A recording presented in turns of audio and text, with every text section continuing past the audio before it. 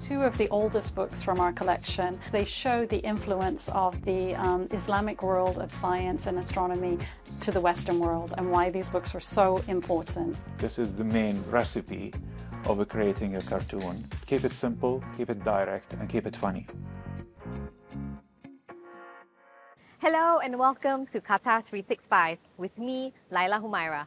On this episode, we are looking at literature through a creative lens, going beyond the pages of a book and exploring how story can be told through art, whether it's the elegant brushstrokes of calligraphy or the striking colors of a mural. But first, I'm here at the Museum of Islamic Art to visit a library that's home to one of the biggest collections of books on Arab art and culture in the region. Beyond the rich collection of historical objects on display, the Museum of Islamic Art is also a beacon of learning. The MIA Library occupies a large section of the museum, a welcoming space for people of all ages. While the books can't actually be borrowed, Susan Parker-Levy, who's the head of the MIA Library, says its extensive collection is worth making a few visits. It's one of the biggest collections of books about Islamic art. We have 25,000 titles and we have around 70,000 volumes. It's definitely very specialist in Islamic art and something that any scholar interested in the subject should come and visit us. Most of the books are easy to find, but the library's best-kept secret is hidden in plain sight. Deep in the vaults of the museum is a room full of ancient texts. One of the highlights of the MIA Library is its collection of rare books, a treasure trove of more than 5,000 old manuscripts and diaries dating as far back as the 15th century. Written in Arabic, Latin, French, and Persian, the books cover a wide range of topics, from astronomy to geography, history to religion, and autobiographies detailing the voyages of early explorers. So here I've selected two of the oldest books from our collection. One of them is in Arabic and Latin, and the other one is just in Latin. And the thing that these two both have in common is they show the influence of the Islamic world of science and astronomy to the Western world. So the first one is a book in Latin, which is from the time of the printing press in Incontabula, and it has very beautiful illustrations as well as the text that you can see. And then the Arabic book here is on philosophy and also on science. Bound together by animal skin, the Lebanese scholar, known in Europe as Abraham Ekalensis, published this book in 1641. Meanwhile, the Introductorium in Astronomium, printed in 1489, played a pivotal role in spreading Islamic astrological knowledge to medieval Europe. The Arabs were really ahead of the time on this, and you see through the book there's very beautiful illustrations and it's just a very beautiful typeset as well. These books may be rare and old, but the library also recognizes the subtle difference between a rare copy and an antiquarian book. Rare books don't necessarily have to be about the date. So a rare book could be something that it's rare because it's a limited edition. There's only a certain number that have been produced because of the provenance. Sometimes it's like something can be so specific and so rare that it's a different thing than the age of it. Rare or antiquarian, the library is committed to preserving the books to keep them in the best condition. One way to make the texts timeless and accessible is to digitize them. The digitization efforts reflect the library's approach to technology, choosing to embrace changing trends. We have ebooks, we have LibGuides, we have online resources. Anyone in the world can kind of tap in and see our digitized versions of some of the things in the Rare Book Room and also the ebooks that we have. So, I really don't think that technology is a problem. It's really something that's actually an advantage. Well, cultural identity and heritage can also be preserved through public art, illustrations, and sculptures, like this mural behind me called Family Reunion, a masterpiece by the award-winning Qatari artist Abdul Aziz Yusuf. After years of working as a cartoonist, Abdul Aziz has taken his talent to the streets, and I got a chance to meet him to find out how he creates modern art based on Qatari traditions.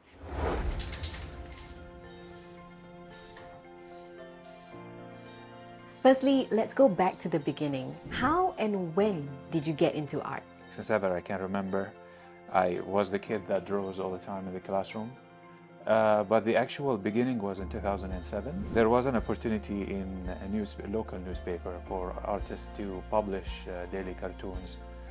And I said, okay, hell yeah, it's my turn to try this field. I was so happy with the 3,000 riyals a month. This is what motivated me to become a professional. Now, the art of cartooning can be seen as a powerful tool of communication. Cartoonists can say a lot with little or sometimes no words at all. So how can you tell a story or send a message through cartoons? No, it's simple. It's like a abstract form to tell one thing. So you just have to focus on one thing so that you don't confuse people. And that one thing has to be the most powerful piece in your message. This is the main recipe of creating a cartoon. Keep it simple, keep it direct, and keep it funny. Over the years, you've developed your own distinct style. How did you find it? Trying to find shortcuts where I don't draw the fundamentals of drawing a face or follow a successful guide to create a character design. So there is a heritage of abstracting the faces and creating shapes and so on. And I just took the gist of it and apply it in my own word using my cartoon drawing too. It's not putting identity as much as trying to be as realistic as possible, to be honest and reflecting what you see.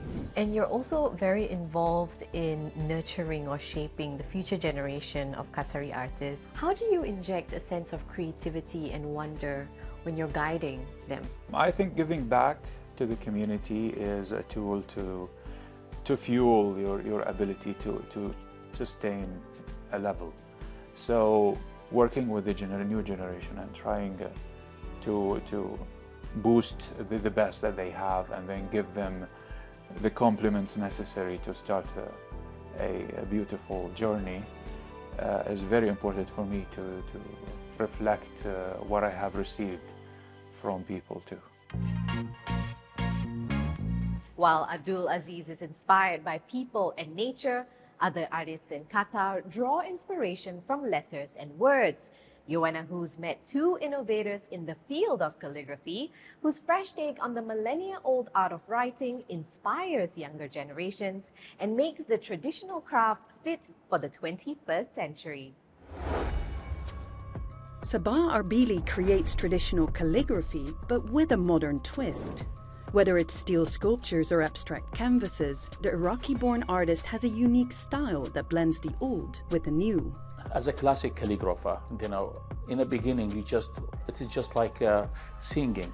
You imitating sounds, okay? You try to learn the style. And when I did all this, I realized, no, I have to take it further to create my own take into the art of calligraphy, adding the twist of modern into the Arabic calligraphy.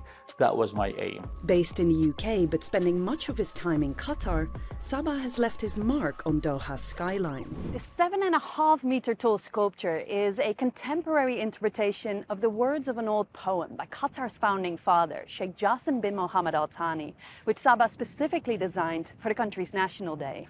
Towering over the Corniche, it's become an iconic landmark that merges abstraction with traditional penmanship. You were like overwhelmed basically by the amount of people coming by the sculpture, looking at it without understanding anything about it, and they couldn't even read it, but they were managing to get their phone out and take a photo with it as they're celebrating the art of calligraphy / modern with me and with everybody else. I was super excited about it. Beyond just a job, Sabah sees calligraphy as a passion. He hopes that by exhibiting internationally, he will introduce art enthusiasts all over the world to an old craft that they might not be familiar with. So in a lot of cultures, they don't understand what I'm doing. I had an exhibition in Washington 2 years ago. The audience, they had absolutely no clue about, why all this mess in my art. But I said, it's not a mess. It is, an interpretation of the text, but it's twisted into a modern conceptual meaning. So then they felt related to the artwork. Abdul Karim is another Doha-based creative who captivates audiences by adding a modern touch to the ancient art of writing. His distinctive style, known as calligraffiti, put him in the international spotlight. In 2022, his work caught the eye of Football Federation FIFA, who appointed him as one of the official street artists for the World Cup in Qatar. Since then, public art has played a big role in his success. Whenever we go to the public, it's kind of you are bringing the art to people, not the people come to the art. So for me, it's my responsibility, make a bridge in between.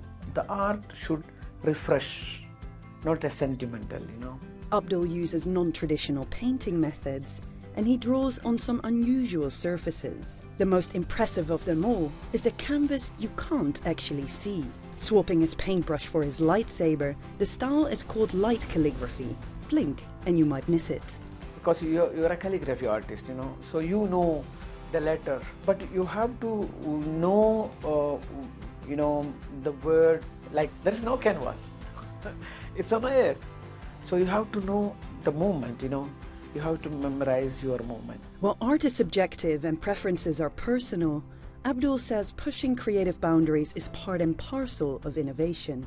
They are criticizing the modern art, contemporary art, because the traditional calligraphy, it's very rule-bound, traditional art. We have to respect that because we all learned traditional art. Then we move to the contemporary because we have to blend it. So in terms of the criticism, if you are not ready to face the criticism, the art will not grow.